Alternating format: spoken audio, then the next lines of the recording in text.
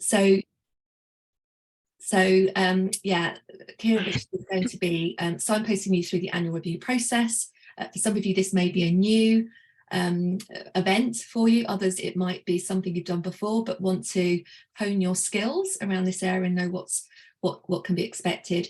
In terms of questions, if you want to take yourself off mute and ask questions, actually what can be really helpful for us if you want to use the hand function or put your hand up, or if you prefer, if you don't want to speak or ask your question in person, then I'll be monitoring the chat and can raise those questions on your behalf.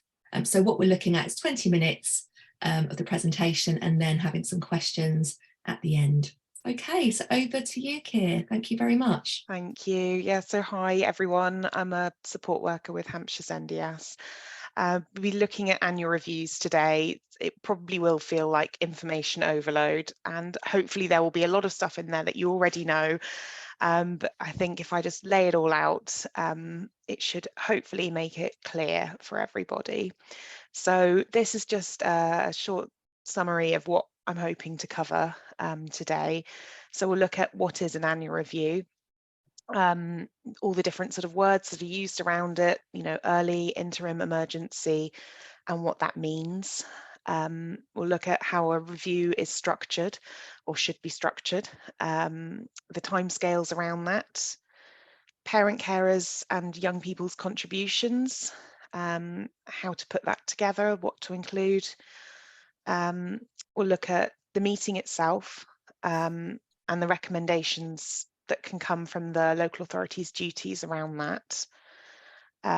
This presentation, I wanted to look a bit more at phase transfer stage, particularly with moving up to secondary school. So, you know, any questions around that, do jump in. And then about how SENDIASS can help, what we can do. So if we look at what is an annual review, I mean, I've got 2 children with EHC plans myself, and I have to be honest and say I always thought the annual review was the meeting, but it's not. It's part of a process. So all children and young people who have an EHC plan, it will be reviewed at least once a year by the local authority. And that's not like it would be nice if it's reviewed. It has to be reviewed at least once a year. So the review is the process of looking at how the needs and the provision within the EHC plan, if that's still relevant, if it still accurately describes the child or young person, if there's any changes that needs to be made with that, this is the mechanism to make those changes. So annual reviews are typically outcomes focused, which is section E in the plan. Looking at those outcomes, looking at to see if the child or young person is making progress towards them. And if they're not, why not? Is more provision required? Or on the other hand, if they are and those outcomes have been met, great. Do we need more outcomes now? So interim or early reviews, I mean, there's lots of different reasons why a review could happen sooner than that year deadline, because it is at least once a year. It can be more frequent than that. So that may happen if you know, the previous annual review, you know, the people involved could see that it needed to be reviewed more regularly than 12 months. It could be that, you know, things are breaking down with the placement. There are suspensions, there is you know, issues around attendance. All of those sorts of reasons might be a good time to get everyone involved with the child together around a table to look at the plan and whether it's still meeting needs. Another example would be if the child or young person has needs that everyone knows they change rapidly. What you're seeing in April of one year could be very different from in October, and with that in mind, it's important to be looking at it regularly. So looking at how the review is structured, it's the local authority's duty to do the annual review. It's not for parents to worry about, but if you know that it's not being done in time, absolutely flag it up. But just wanted to be clear that it's not something for you to put in your calendar. It is the local authority that has to organise it. And they typically delegate this duty to educational settings like schools to hold the reviews for them. So they send them the list of children and young people who need the review that term. And the review itself is divided into 4 parts, really. So there's the collection and sharing of information beforehand. There's the meeting itself.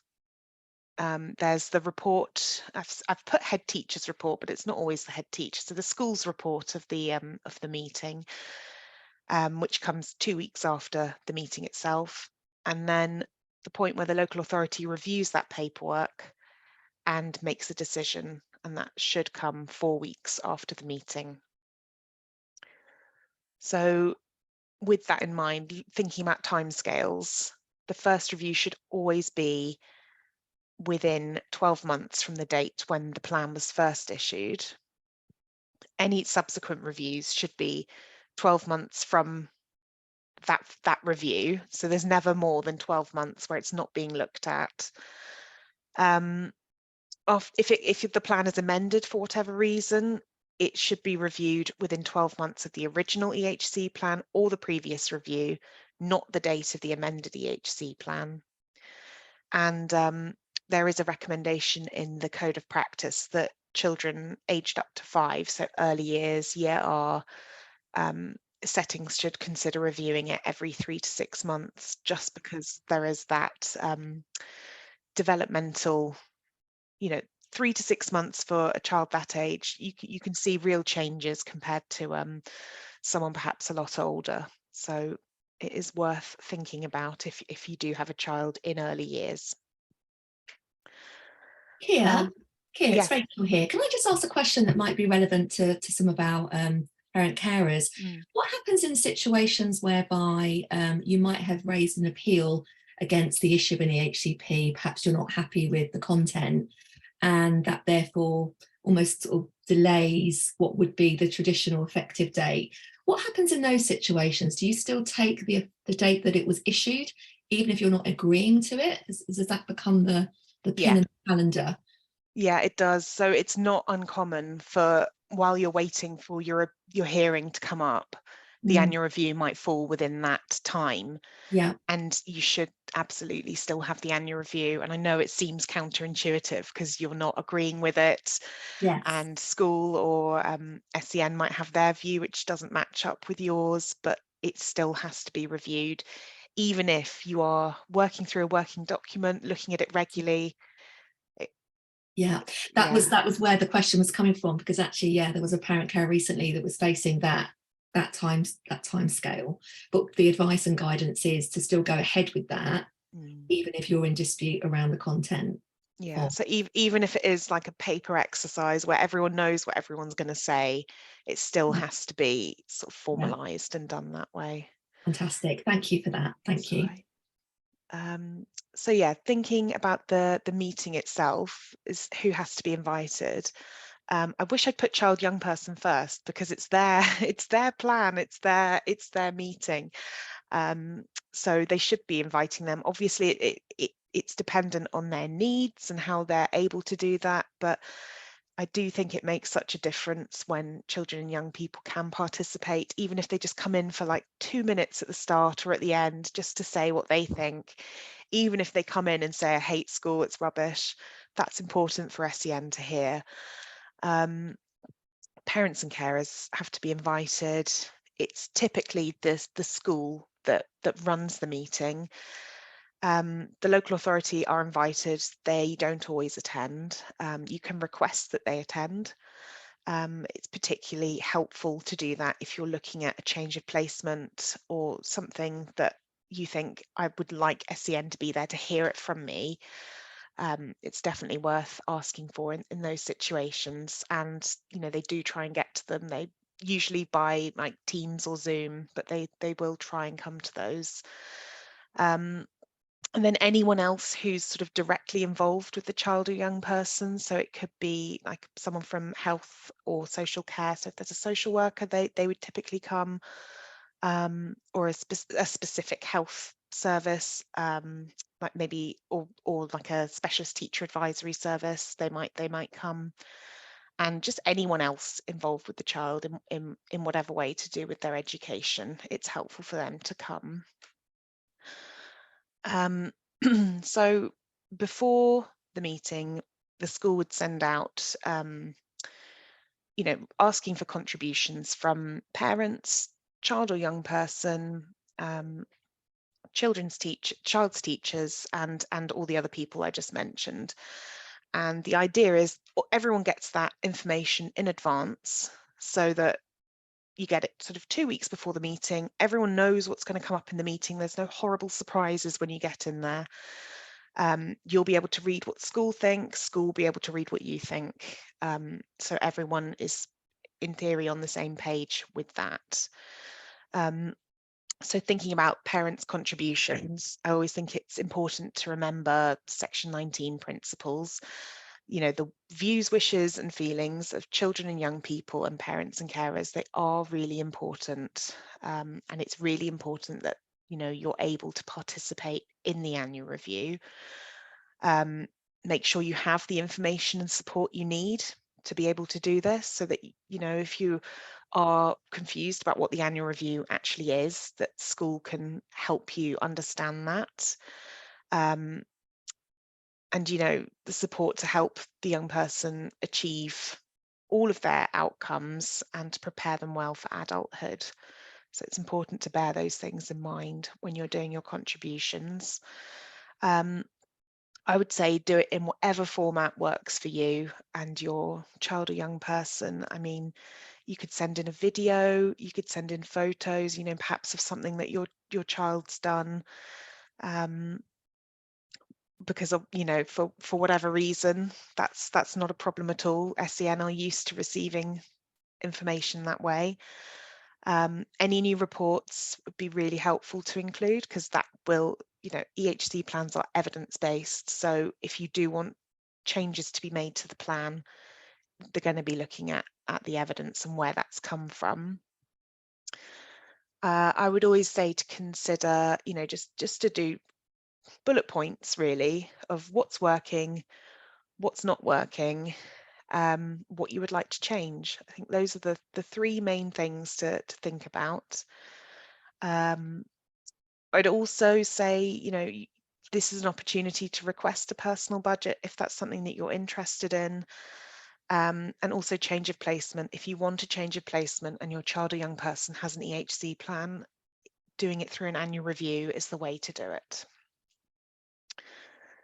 So the meeting itself, you've got the head or the SENCO would be chairing it, and they'd be looking at, from the information that everyone provided in advance, they'd need to consider pupils' views, parents' views, overall progress, and then looking at the outcomes in the plan. What is the progress towards those? That is different to the academic attainment. They are different things. I would also expect an annual review meeting to look at successes. It absolutely shouldn't be, a negative experience. It should be, even if things are challenging between, how the child or young person is coping at school, I would still expect school to highlight successes as well. And it's an opportunity to look at any changes in circumstances, or needs, or if some new equipment or anything like that is needed. This is a great opportunity to get that together. So after the meeting itself, the school has to send a written report to the local authority within 2 weeks, and they should be sending that to parents as well. In fact, everyone, I think, who contributed would typically receive a copy of that. Check it before it's sent to the local authority, because you might not agree with the school's account of what took place in the meeting. It doesn't mean the school will change what they've written, but there is usually a place on there where they can note any differences of opinion on that score. So we've gone 2 weeks after, the school's sent theirs in, another 2 weeks after, so 4 weeks after the meeting, the local authority has to provide you with their decision on what they're going to do with the plan. So they will either maintain it, which means keep it as it is, amend it, which means make some changes, cease to maintain it, which means stop the EHC plan, or they will start a new assessment. So yeah, that has to be, you know, given to the parents or the young person within 4 weeks of the meeting. I would really, really recommend that when you have the meeting, put 4 weeks in your calendar, because this letter will give you the right of appeal. It is a legal duty that they have to complete. They have to give you this decision letter, and without that decision letter, you will not be able to lodge an appeal at tribunal if that's something you choose to do. Okay, so there are, you know, there's certain information they're meant to include on it, information about tribunal, mediation, SENDIASS, our details should be on there as well. But it is really important that you do get that, because it, you know, we often hear from parents, oh, but they said they're consulting schools still. They can continue to do that, and they can give you that decision letter, because without that, you will not have a right of appeal. So looking at transferring between phases of education, this is important when thinking about when to hold that annual review meeting. So I hope I've made this clear, but it possibly isn't. In that first block, you've got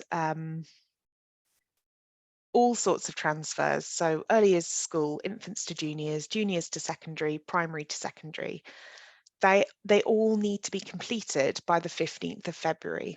And I think sometimes we hear from parents saying, oh, school said as long as we have the annual review by the 15th of February, we'll be fine. But it has to all be done before then. So, you know, that is something to bear in mind. There are the other school to post 16, 31st of March, which is actually really soon, thinking about it. And post 16 to post 16 again is a different deadline itself. Thinking about year 6 phase transfers, yeah, as I was saying, yeah, when to hold one, there has to be an annual review before a new phase of education, where the child or young person is moving from, for example, primary to secondary. There always has to be an annual review. I think I've taken year 6 as an example. I think this would have to be held in the autumn term of year 6 at the latest. I mean, a lot of schools would have them at the end of summer term.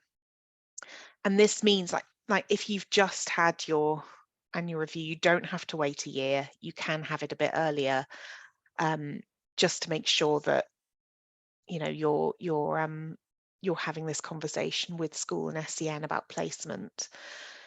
If it's held in the autumn term, it means the local authority has enough time to comply with all those timescales we just went through, so that schools can be consulted and they can make a decision about placement for year 7.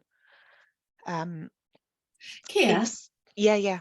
sorry to interject. I'm just thinking about our parent carers that perhaps have not got an HCP, but maybe they're in primary setting and they're making that realization either through their own observation or through SENCO feedback that the individual or the child, young person might not be able to cope in a mainstream secondary.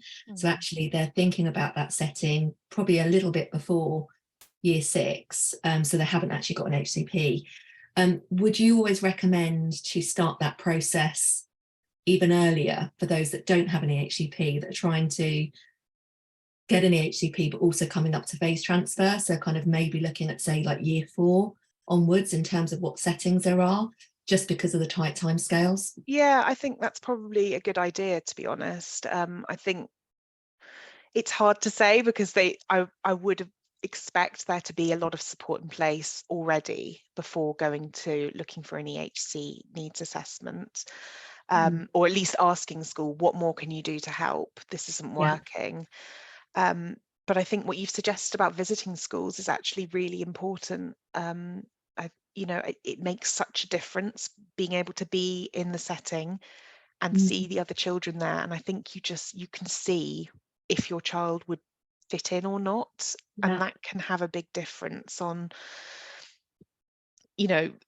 thinking about how they're going to cope in secondary school. Definitely. And I think it's almost, about being able to empower people that they have parental preference, because that's obviously part of the code of conduct, that they have parental preference over the setting. So I know from speaking to a lot of parent carers that have almost, gone through a process where they're being told which schools are being consulted, but actually what we know is that that's very much should be parent carer led, so that, if you're wanting to consult a particular school that perhaps the local authority haven't done, that you bring that to their attention, as opposed to, I guess, being a passive kind of passenger on that journey. Definitely. If you request that they consult a setting, they have to consult it. I mean, I think it's, unless it's a wholly independent school, then they don't have to do it, but they typically would anyway, I think. But you're right, it's always worth chasing that up to make sure your preference has been listed. I've got a quick question just to come in when we were talking about the timing of annual review and how that might buffer up against other sort of milestones. We've got a question here from a parent carer. The child is due to start a new placement in September, so a new specialist placement in September, but the annual review is due in September. Should they be having an annual review with the current setting now ahead of that, or should they be waiting until September when they start? It might be more beneficial to have it with the current setting, but you could invite the new setting to attend, and that might be a good way of coming up with like a transitional plan. Fantastic.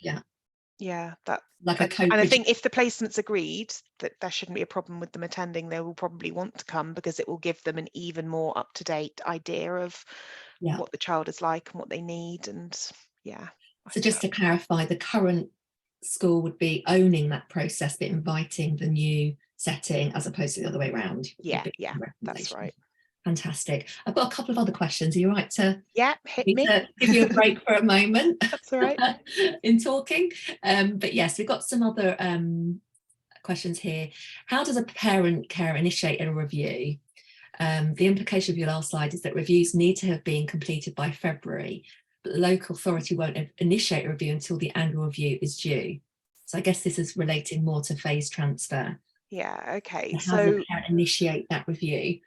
You can ask the school in the first instance and say, it's because I want this earlier because it's a phase transfer. I understand everything has to be done and completed before the 15th of February. Therefore, it has to be done autumn or summer. And if school is still pushing back and saying, no, this isn't how we do things, or that's not necessary, you can ask SEN and say, I want an earlier annual review than scheduled because it's a phase transfer. And they should facilitate that. Thank you. Hopefully that's answered your question for the person that raised that one. If not, just let us know.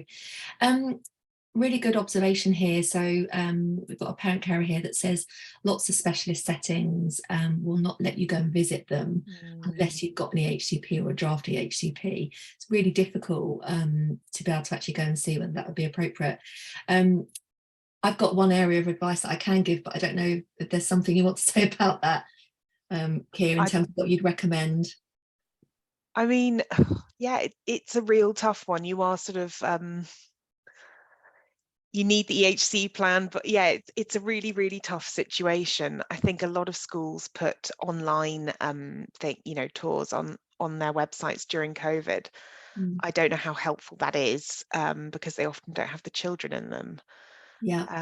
What were you What was your suggestion? Well, one thing that I would recommend, I'm not saying it would always work, but is if you have a SEN officer, so if you know who your SEN or caseworker is at the local authority, that maybe you can ask them to consult that school on your behalf, or at least send them a communication if you know who the contact details are of a particular school. I'm not saying it's guaranteed, but even if it's just a one-line email from the caseworker saying that, you know, the HCP is going to be issued, but it's being drafted, just something that gives that setting a slightly, you know, I guess clearer view of the fact that this is, you know, this isn't just speculative looking around. I mean, I guess I can understand it from a specialist settings perspective. They want to try and keep things, you know, calm and continuity for those children that are there.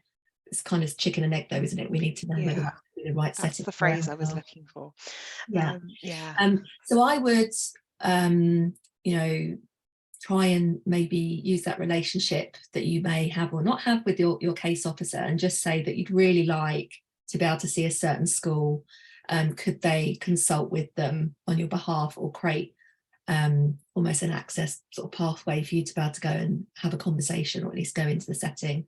Yeah, I mean, I've been speaking to a few special schools recently about arranging visits for parents, and I do think things are changing compared to, you know, completely shutting the doors with COVID and saying we can't. A lot of them seem to have, you know, appointments you might have to book a couple of months in advance, but I do think they are opening up a little bit more than they were. Yeah. I mean, some of it's about if they've got waiting lists, they don't want to kind of raise false expectations for parents or young people. So that's kind of understandable. We've got a question here from Parent Carer. Should annual review for phase transfer at age 16, which is, I think, the date's 31st of March, you said, happen in the autumn term too? So should annual review for phase transfer at age 16 happen in the autumn term too? I mean, it can't. I think it probably should. I guess you've got that extra, what is it, 6 weeks compared to the other phase transfers. But in terms of you know, just getting it clear with SEN what you're asking for and why, and that can only be a good thing. And particularly with getting your young person's name in front of the college that you want them to go to, if you've got all the information there done, you've had a really, you know, good annual review where everything's come together and it's all looking great. Yeah. And they've got that in advance. And then I think that could only be to an advantage rather than leaving it, just because, you know, with things like placement, there are panels, there's all sorts of internal mechanisms that also have to be factored into this timekeeping. So I would say so. Thank you. And just for those that are wanting to know what a panel is a mechanism that the local authority use internally. So we're not part of it. They are a group of decision makers in the local authority that will decide whether or not funding could be allocated for a specialist setting. So whether or not that financial approval can be given and whether that child can be placed there. And the diary or the calendar of those panels is not visible to us. So we have to make sure that there is kind of enough time there. One thing I would say, just based on experience of other parent carers, I know that post-16 placements or phase transfers are more tricky. When I say tricky, the sort of, I guess, the options are quite limited in terms of, you think about colleges or other settings. So I know that post-16 sort of exploring options can be more time consuming. So absolutely, the more time you've got to do that, the better. The more prepared you are, the better. It's definitely going to help you.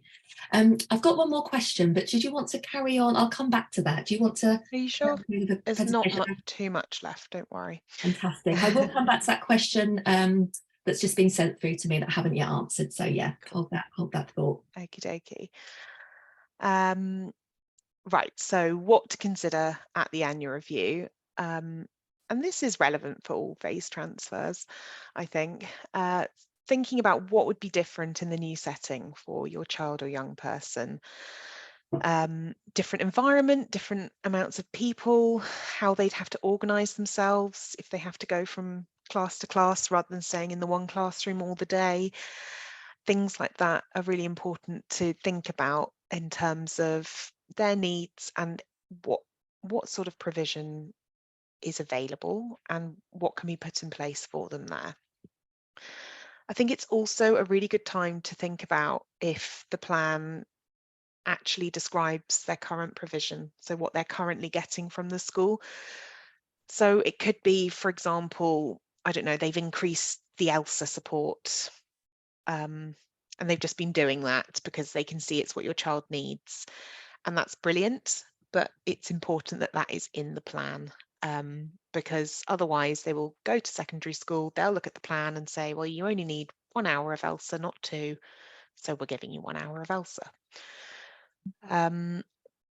If you can, and I know it is hard, go to the annual review with a clear idea of the school you want to name as your parental preference and why. You know, as we've already talked about, parents do have really strong rights in naming their preference. But I think if you can give some reasons as well, that's only going to boost your preference there. You can ask the SENCO of the secondary school you want to attend the meeting. It may be that they say, oh, we can't be going. We've got loads of kids who want to come to our school, which is understandable, but sometimes they might come. I think if they can't, a really good time to talk to them about your child is at the, you know, like the school open days. So for my daughter's open day, I went and found the SENCO and talked about her. And I think it just helps get them on their radar, and you can ask them those questions directly. Could you do this? Is this something you do for other children with similar needs? And they'll give you that honest answer straight to your face, without sort of having SEN as the middle person, if you like. So, you know, I think that can be really helpful. And then after it, it's, you know, it's very similar to all annual reviews, really. I mean, they will amend the EHC plan, so you will get an amended final plan. It will be a new plan, and it will name a new school from the autumn term of year 7. So it will say their current setting, and then underneath it will say from September of whatever year it is, they'll be attending which school. And as I've said, it has to be done by the 15th of February, and that's the calendar year before they start secondary school. So the idea behind that is that should give enough time for a tribunal appeal if one is needed. So what SENDIASS can do to help, we can help explain the process and the possible outcomes.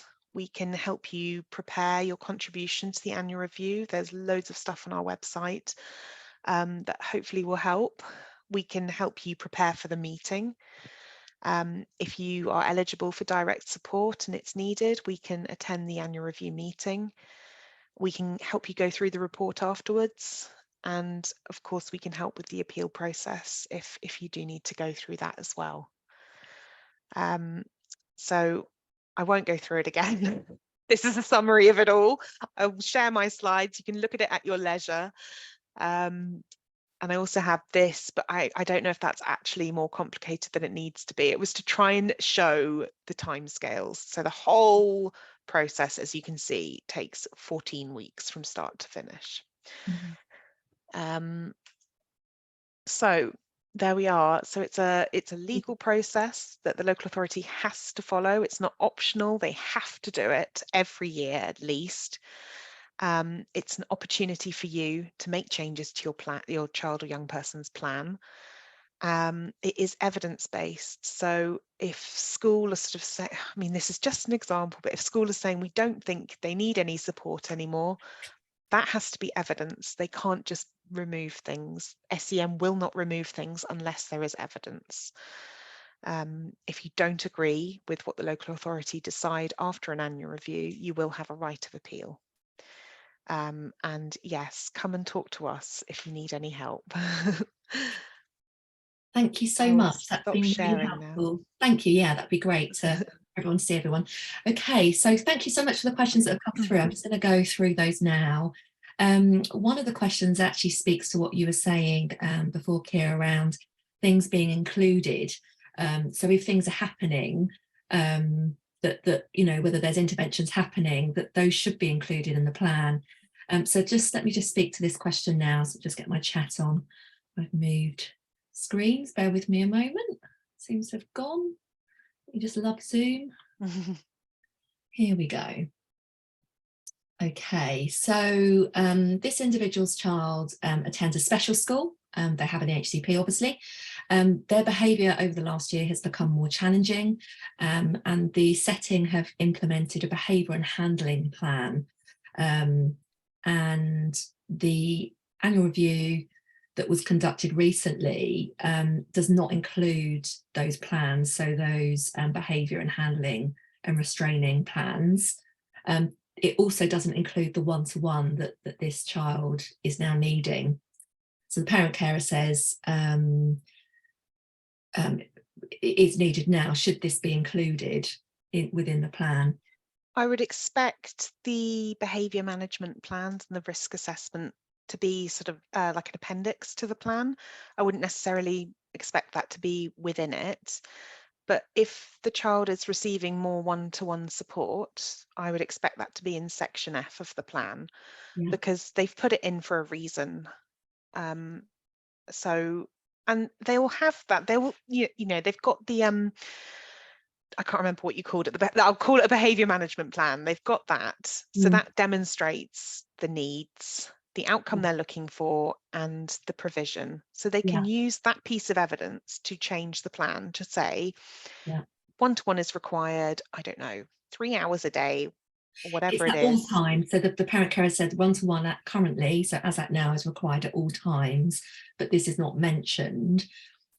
The cynic in me, obviously I don't know this individual situation, but could the local authority want to be avoiding putting one-to-one because of the fact that it's a specialist setting and because of the whole funding piece, that they're not wanting to be prescriptive about it being one-to-one? Could that be a reason? I mean, it could be, but if that's what the child needs, it should be in there, because for whatever reason, I mean, let's say they want to move house, or they're changing phases of education, and they'll need to know that's a need within section. The school will need to know. They'll need to recruit. You know, they will need that additional member of staff. So I don't see why it wouldn't be included. I mean, SEN would be funding that already. So just to clarify, what we're saying in summary is that the behaviour plan, the challenging behaviour plan or intervention, that could be an appendix in section K, but the actual need for one-to-one support, so the need around that and what that looks like, would be in section B and section F. Yeah, and then the one-to-one would be in section F. Yes. Yeah. Okay, fantastic. Hopefully that's answered the question for that parent carer. If you've got any more kind of follow-up questions, obviously contact SENDIASS, they can help you. We've got another question here. This relates to a young person who is in a post-16 setting, or just sounds like they recently joined there, but they haven't had an assessment of their needs for 6 years, so since their first EHCP was provided. It looks as though the parent carers are keen to have an assessment from an educational psychologist, but there seems to be quite a lot of well, the setting is saying that the local authority are not doing that and vice versa. Can a parent insist that the local authority and or setting conduct an assessment of need 6 years after their first EHCP? You can request a reassessment of need at any time, as far as I'm aware. I feel like I need to double check that, but I'm pretty sure you can. Yeah, absolutely. The setting, we don't have the setting here, but the setting is saying they need to wait, either parent carers need to wait for the annual review to request the ed psych. That doesn't sound... You can, it only has to be reviewed at least once a year, so it can be reviewed sooner. And if the parents are saying needs are not as described, or more provision is required, or we don't fully understand their needs any longer, it's been 6 years since they were assessed, that's I think, perfectly reasonable Yeah. to ask for an early annual review. Yeah. So what's it would appear that the previous setting, that local authority are holding the previous setting to account for not doing an educational assessment at that point. The new setting are saying wait until the next annual review. If not, you have to pay privately. So no, you don't have to pay privately. Yeah. No, No. So and I know it's very easy for me to sit here and go, no, this isn't how. I completely understand. I mean, yeah. I'll be totally honest with you. I am in this position with one of my children myself. I do recognize it's hard when the school are saying something and you know it's not the case, and it is tough having to push back, but what I'm saying is correct. You can request that. You request it, and if the annual review is some way off and they're using that as their argument, I guess you could say we want an emergency annual review so that we can do an assessment. That wouldn't be absolutely. And like I said, if they're still saying no, it's not a good enough reason, there's nothing in law to say what the reasons are for a review. And I fully would expect SEN to facilitate that review. Yeah, fantastic. Thank you so much. Hopefully that's answered your question for the parent carer that's raised that. On to the next question now. We've just finalised and amended the HCP and awaiting the final plan. Any day now, hopefully. Remember that feeling. Daughter is in year 5 and we've been advised to hold early review in the summer term. A lot of schools don't offer a tour until September. What do you advise? So with the schools, just to clarify from this person, is it specialist settings that you're wanting to look at or all settings? I don't know if that parent carer wants to come off, wants to speak, they can do, if you feel comfortable to. I guess if they're wanting to get a feel for schools beforehand, you could hold off until the autumn term. I mean, if the review needs to be done before July or August, you could have it, and then you can have another one in the autumn term. That is very, very common that would happen, just for the purposes of, you know, naming a placement for phase transfer. That is something that you can do, and it shouldn't be an issue. Yeah.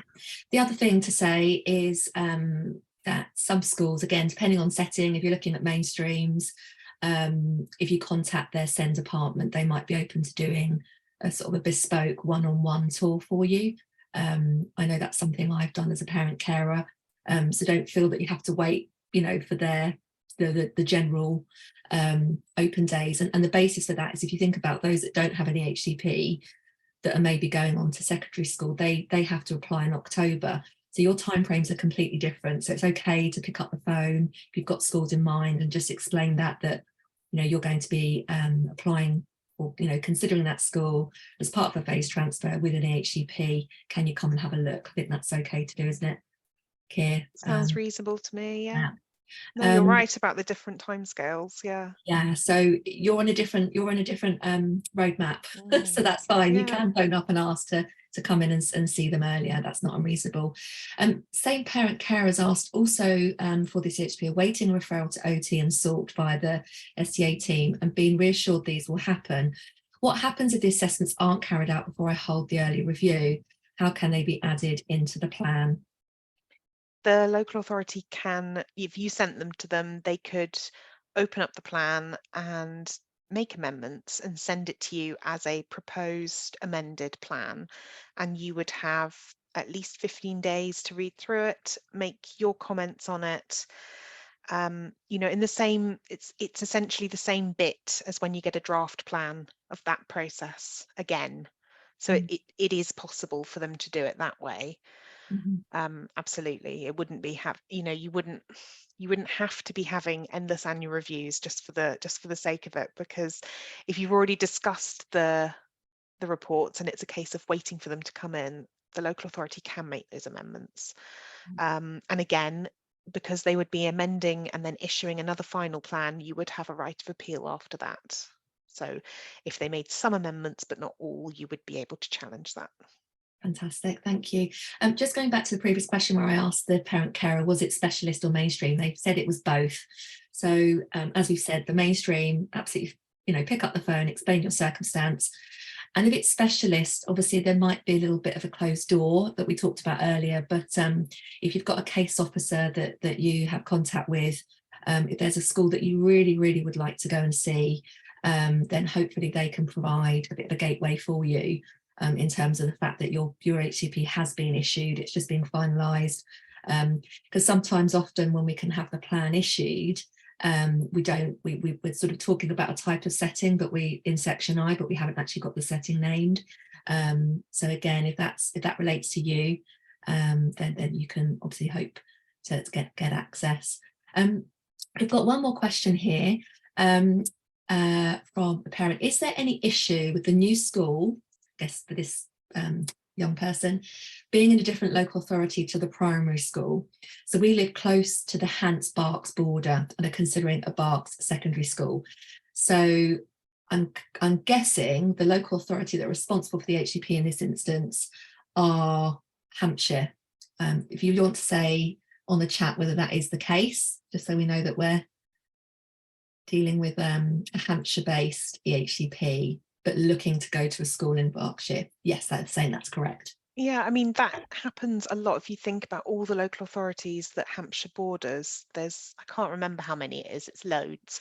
So it happens a lot. I think the only thing to bear in mind is if you are asking for an oversubscribed maintained school in another local authority, that can be more difficult because they will place their local authority children before, giving a place to a Hampshire child. But that doesn't mean, there are so many children and young people in Hampshire who are in schools in other local authorities. It's not necessarily a barrier at all. Yeah, and equally, if you are on the border, there will be children and young people in your bordering local authority that are looking to come to Hampshire. So I think there is always a bit of give and take there. But legally speaking, if it comes down to it at tribunal, they don't take that into account at all. It's what's the nearest school that can meet need, or why aren't you naming the parental preference? They're not looking at the quibbles in between local authorities. They just look at the law. Yeah, fantastic, thank you. That's all the questions I've got on the chat. Are there any other questions from any other parent carers that you want to raise around phase transfer, annual review, or anything? Anything. Anything? Well, anything SENDIASS related. What shall I have for dinner tonight? Yeah. If anybody feels they want to come off and take the video off and ask a question, by all means, feel free. But you can obviously put things in the chat.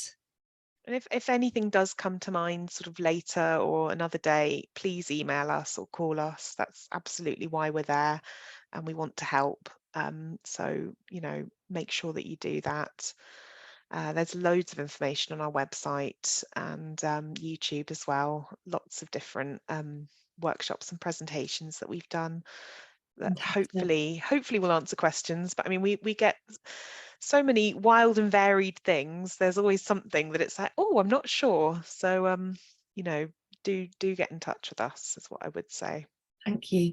I've got one question, if it's okay. Can I be really honest and say it's a question related to my annual review, or not mine, my young person's annual review. Provision that was agreed at an annual review last year hasn't been funded by the local authority, even though it's in there. And lots of complaints have been made and lots of promises have been made, but we're still sort of 8 months on without that provision, and now going into another annual review, having had an assessment. What next steps would a parent carer have? Is it judicial review? I think it would be. You could also go down their complaints procedure, but it sounds like you might have done that. Yeah. I've done that. Okay, thank you. I thought that was going to be the answer. I didn't want that to be the answer. If you've exhausted the complaints procedure, you could take it to the LGO, local government ombudsman. Yeah. I've invited the case officer to the annual review. So what you were saying before, I've requested they be there so that I can, ask directly. I would hope that would make a difference if school are literally, or the college, or whatever the setting is, if they are saying to them, it's not being provided and it's because you haven't funded it. The setting have agreed to it. The setting are wanting to provide without going into much detail, that it's the specialist therapist and that's been going to this setting. It just stopped because the funding stopped. It wasn't that it was like there were a few, it's just an admin or it's an admin thing, a funding thing. The setting have agreed to it. The specialist is diarised to go there but can't because they don't have a purchase order. It's that simple. Oh my goodness. Yeah. You would think that a complaint would sort that out, but obviously it just hasn't. No. 8 months along. Yeah. Anyway, thank you so much. I've got some more people coming in the chat here. So we've got is it worth fighting for updated outcomes? Do the LA actually change them in practice? So this is outcomes. They absolutely should do. I would expect they may not always amend the plan to include those outcomes, but I mean, because schools pretty much write them at, within the annual review report. So I would expect those to change, definitely, especially if you have a plan written in year R and then you're suddenly in year 8. Those outcomes are going to be so different. Yeah, I think what might explain the reason for this question, and say if I'm wrong, parent carer, is that they've been through an appeals process where they've challenged B, F and I, but with appeal you can only appeal statutory parts, can't you? My understanding. That's right, yeah, and you can ask for recommendations about health and social care, but yeah, in terms of challenging the plan, you can't. Yeah, so just through tribunal you can't, but you could still say to the local authority, would you consider changing this? Yeah. So just to clarify for others, if there's things in your annual review that you want to appeal, you can only appeal the statutory component, which is B, F and I, which is need, provision or the setting. But the outcomes, a judge can't hold a setting or a local authority to account on the outcomes. Crazy really, isn't it? Because those 3 things drive outcomes. I know. But yeah, that's how we're bound, isn't it? But I guess if you change the needs and provision, then the outcomes should change. Yeah. And the school in this instance have said the LA have never updated the plan. Okay. Frustrating. Yeah. Okay. One question, more broader question from the parent carer. Do you plan on providing a workshop on personal budgets? I know you made reference to it earlier, but is there anything about personal budget? Ask my manager. Thank you for the suggestion. We appreciate suggestions. Yes. Have you ever done any, you might have done, is it ETS? ETS? I'm sure, EOTIS, we must have done. That's it. We must have, but yeah. No, we always want kind of under that banner. Yeah, we always want to do these workshops on what parents want to know about. So it's really good to hear what people want to us to talk about. So thank you for that. I will take those back. Yeah. Okay, so we've got 4 minutes until the end. If anybody wants to squeeze in a final question, please go ahead. If not, I'm going to say goodbyes and say a huge thank you to Keir from SENDIASS for joining us today. It's been really, really helpful, really informative. And thank you to everyone for their questions as well. And I think you said you're going to share the slide pack with HPCN, so we can send that out. I've got Leanne's email. That's the person, yeah. If you can send it to Leanne. Leanne's on the distribution list. I think she can share that out. Brilliant. Thank you. Excellent. I don't think we've got any more questions. Oh, just lots of thank yous coming in. Oh, good. No, thank you. So much. Thanks a lot. I'll stay here for a few moments. If anybody wants to ask any questions for HPCN, I'll just stay here and let everyone go. All right. Thanks very much. Take care. Bye-bye.